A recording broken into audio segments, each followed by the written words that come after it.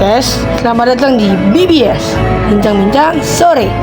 Bareng gua Marcelo Pierlangi. Dan di sini gua bersama seseorang bintang tamu, guys. Halo guys, Diva Nazira di sini. Hari ini kita bakal ngobrolin topik yang lagi rame banget nih, yaitu fenomena media sosial. Kayaknya gak ada yang bisa lepas dari sosmed sekarang ya. Bener banget tuh, dari bangun tidur sampai tidur lagi. Kan kita nggak bisa jauh-jauh deh dari HP 24/7 pokoknya. Oke, sebelum kita ngomongin sisi negatifnya, kita bahas dulu sisi positifnya dari media sosial. Apa sih manfaatnya menurut lo? Menurut gue sih banyak banget. Salah satunya ya, media sosial bisa jadi tempat belajar. Misalnya, kita bisa dapat info terbaru tentang ilmu pengetahuan, berita, bahkan tutorial DIY yang bermanfaat loh. Bener banget tuh. Gue juga sering lihat teman-teman yang pakai sosmed buat belajar bahasa baru. Bahkan sampai dapat beasiswa loh. Nah, gak cuma itu, media sosial juga bisa bantu orang buat berkarya dan dapat penghasilan. Banyak loh konten kreator yang sukses, mulai dari tiktokers, youtubers, sampai online shop. Nah, yang satu ini juga menarik. Sosmed itu bikin kita bisa tetap terhubung sama keluarga. Iya, apalagi zaman sekarang, video call dan chatan jadi makin gampang. Jadi, jarak gak lagi jadi masalah deh. Tapi nih, di balik manfaatnya, media sosial juga punya dampak negatif kan?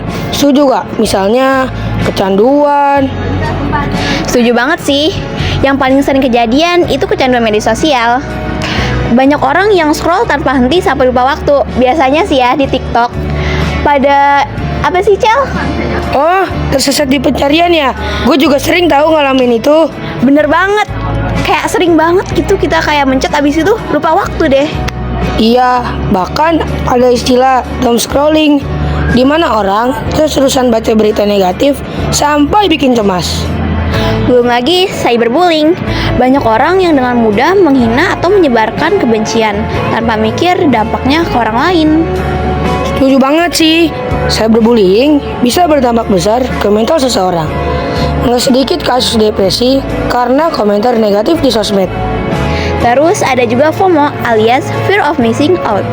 Orang jadi ngerasa kurang atau iri karena melihat kehidupan orang lain yang kelihatan wah di media sosial.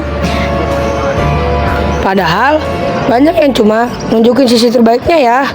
Nggak selalu realitanya sebenarnya. Bener banget tuh, kayak dibuat-buat aja gak sih? Bener.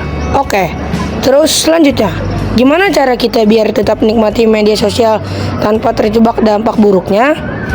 Nah, menurut gue sih, yang pertama kita harus pintar-pintar memilih konten.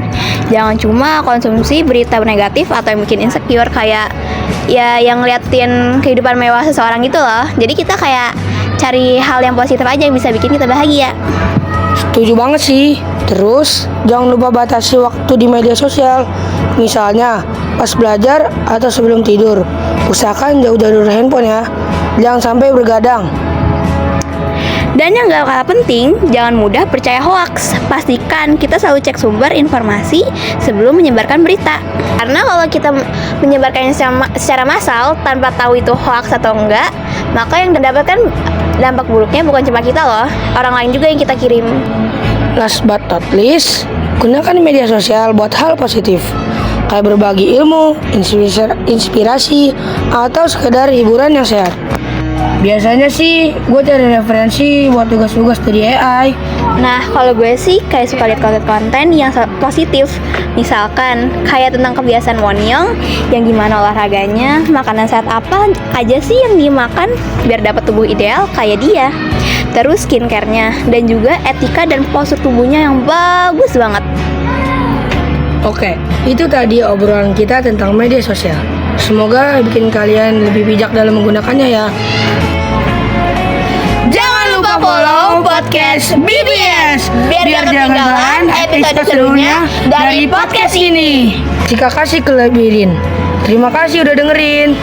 Nah, beli good time. See you next time. Sampai jumpa di episode berikutnya.